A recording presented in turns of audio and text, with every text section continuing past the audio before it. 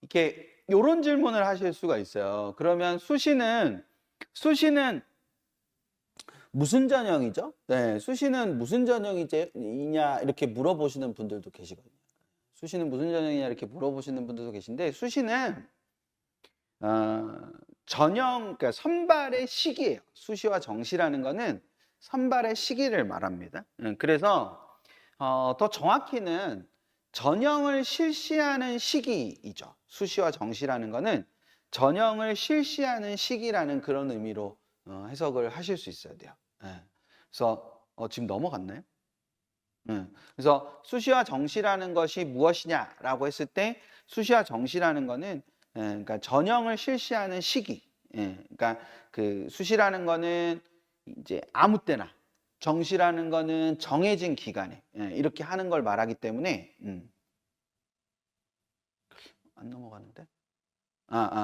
그래서 그 수시와 정시라는 건 모집 시기, 더 정확히는 전형의 실시 시기를 말하는 거다라는 거. 이제 그걸 생각을 해주시면 될 거예요.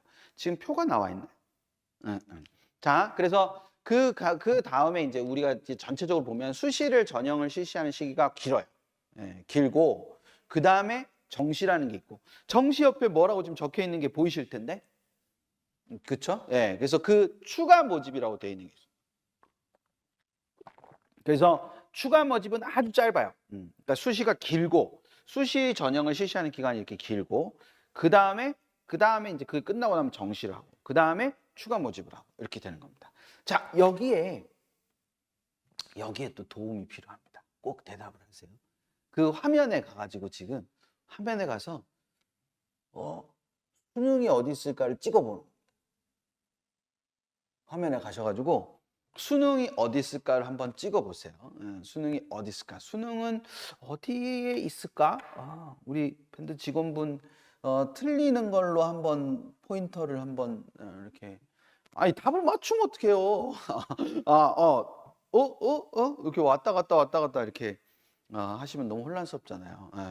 수능은 언제 있냐? 수능은 수시가 끝나고 있느냐? 그게 아니죠. 수능이라는 거는 요때 있는 거예요. 요때. 그러니까 수시가 아직 끝나지 않은 시기에 수능이라는 게 딱 있는 거예요. 그래야 수능 최저를 맞춘 애들을 가려내고 수능 최저를 못 맞춘 애들을 또 없애고 이렇게 할 거 아닙니까? 그 수능이 거기에 딱 있는 거예요. 우리 1학년 학부모님들이나 1학년 올라가는 학부모님들, 이제 중학생에서 고등학생 되는 분들이나 아니면 또 우리 3학년 올라가시는 학부모님들 중에서도 요거 오늘 처음 알았다. 오후 한 번만 해봐 주세요. 오후. 우리 처음 알면 오후 하는 거잖아. 오후. 그러니까 오후 한 번. 그러니까 그 수시가 끝나고 수능이 있는 게 아니고요. 그런 게 아니고 전형 안에 수시가 있는 거예요. 수시가 있고 수능이 있고 수능 뒤에도 수시 전형은 계속됩니다. 왜냐하면 수능 보고 그 다음 주에 그 주 토요일 날 일요일 날 논술 보는 대학들도 많이 있잖아요. 그 다음 주에 또 논술 보는 대학들도 많이 있고. 그래서 이렇게 많이 있어서 이걸 도식적으로 수능이라는 것을 기점으로 수시와 정시가 나뉘어지는구나 이렇게 생각하실 수 있는데 그렇게 생각하시면 안 됩니다. 오도 좀 있죠? 좋아요. 이 오가 많을수록 제가 내가 하는 게 보람 되는 일이야 막 이렇게 하겠죠. 자, 그리고 또 하나 이제 이렇게 되는 부분이 있어서 요런 형태로, 그러니까 수시가 끝나고 정시가 시작되는 건데 그 정시가 시작되기 전에 수능을 봐야 되잖아요. 그렇죠? 이 수능을 보고 정시까지 한 다음에 2월 20일 정도까지 정시가 마무리가 돼요. 2월 20일 정도까지. 그렇게 마무리가 되고 나면 2월 21일부터 추가 모집이라는 걸 합니다. 그러니까 추가 모집이라는 걸 하고 그거는 이렇게 모집 요강이라는 걸 통해서 이렇게 이제 표현이 됩니다. 그래서 자료집 8쪽에 있는 모집 요강이라는 게 있죠. 그래서 모집 요강이라는 게 있는데 그 모집 요강이라는 거는 뭐 여러 가지로 설명을 할 수 있어요. 그러니까 모집 요강 글자 그대로 모집을 하는 모든 것이 담겨 있는 겁니다.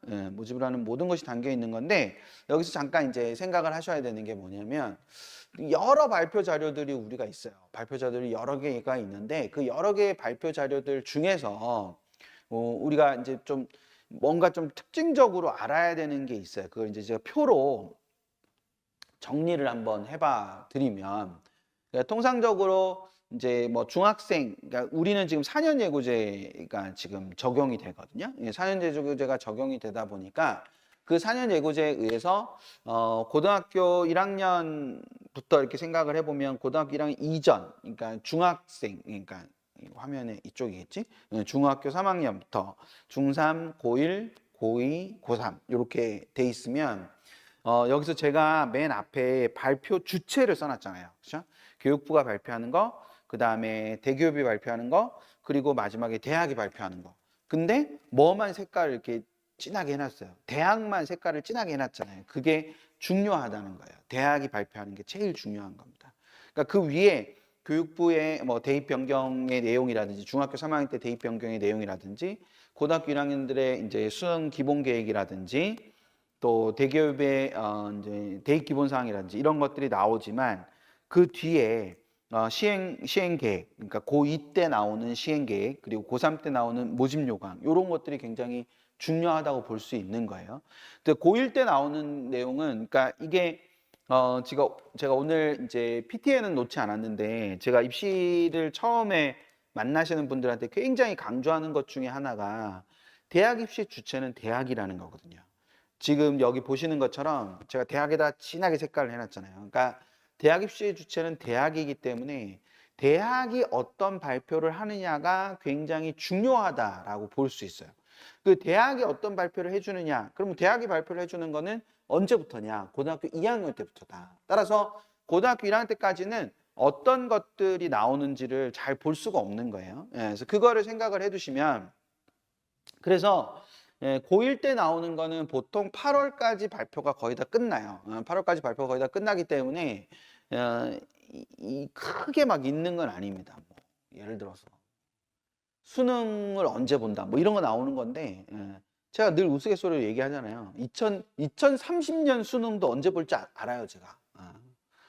2030학년도 수능도 언제 보느냐? 2029년 11월 셋째 주 목요일 날 봐요. 그러니까 이게 다 정해져 있기 때문에 그거는 사실은 크게 중요한 게 아니거든요. 그거보다 오히려 이 시행 계획이라고 돼 있는 게 중요한 겁니다. 시행 계획을 우리가 짧게 줄여서 뭐라고 하느냐? 대학별 전형계획안이라고 불러요.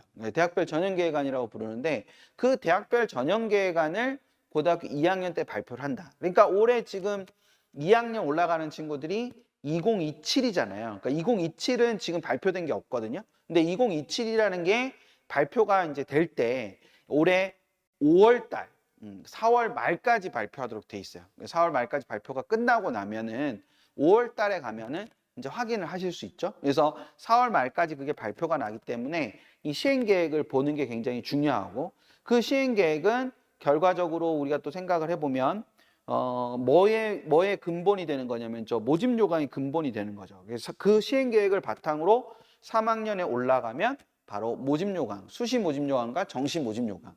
수시 모집 요강은 5월, 그 다음에 정시 모집 요강은 9월 이렇게 발표가 되는 겁니다. 그래서 그 발표들을 가지고 우리가 원서를 쓰니 많이 뭐 이런 것들을 하는 모든 구조가 저기랑 관련이 되는 거니까 그 부분을 가지고 생각을 해두시면 될 거예요.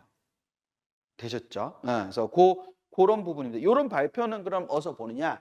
이런 발표는 요걸 머릿속에 잘 기억을 해두고 계세요. 요거를 PT만 나오는 화면을 제가 오늘 안 만들어 놨구나. 제가 살짝 빠지면 캡처. 됐죠? 아닌가? 나왔나? 자, 그래서 요거를 잘 기억을 해두고 계시면 될 것 같고, 이걸 그럼 어디서 볼 수 있냐? 어디서 볼 수 있냐? 그거는 이제 여기 당연히 대학교 입학처 홈페이지에 가면은 보실 수 있죠. 입학처 홈페이지에 가면 이거 말고도 대학이 발표하는 여러 발표들이 존재합니다. 그래서 지금 아마 화면에 경희대 화면이 이제 나올 텐데, 경희대 화면에 이제 맨 앞부분만 제가 이렇게 해놨는데, 앞부분에 보면 거기 깨알 같아서 잘 안 보실 수도 있는데 논술 안내서도 있어요. 논술 전형 안내서도 있고, 뭐 당연히 이제 수시 모집 요강 있죠. 예, 그리고 2026 전형 계획안 거기 있죠. 논술 가이드북이랑 학생부 전형 가이드북 이런 것들이 다 있잖아요. 그래서 이런 것도 대학마다 이렇게 다 다운로드 받아가지고 충분히 보실 수 있으니까 이렇게 좀 보시는 게 필요합니다. 이제 전형계획안하고 모집 요강이 어떤 차이가 나느냐 뭐 이런 거를 궁금해하실 수도 있을 것 같아가지고 요거 꼭 보세요. 전형계획안 이렇게 대학교 전형계획안 보는 법 이런 거 나중에 다 해요. 나중에 다 하는데 지금 이제 2026학년도 전형계획안이 나왔으니까 전형계획안을 2026학년도 전형계획안을 어떻게 봐야 된다 이런 것들을 우리가 한번 봤죠. 그래서 제가 지난주 입금할 땐가 한번 그 전형계획안 보는 법이나 이런 것들 한번 보시면 좋겠다 뭐 이런 얘기를 해드렸는데 나중에 이제 27 전형계획안 나중에 나오면 또 볼 거예요. 근데 그걸 볼 때 왜 봐야 되냐 이런 걸 좀 알 필요가 있어서 전형계획안은 요게 전형계획안의 모습이에요. 이게 이제 중대 전형계획안의 모습인데 전형계획안의 교과 전형이 이렇게 한쪽으로 나와 있어요. 한쪽으로 나와 있는데 요게 이게 2025 전형계획안이거든요. 전형계획안이 이렇게 딱 한쪽짜리가 이게 교과 전형이에요. 중대 교과 전형. 근데 요게 모집 요강으로 가면은 착착착착 이렇게 4개가 나오죠. 그러니까 4쪽짜리로 바뀌는 거예요.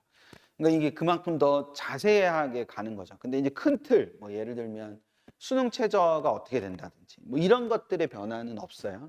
그런 것들의 변화는 없기는 한데 이렇게 되니까 그거를 생각을 해두시면 될 겁니다.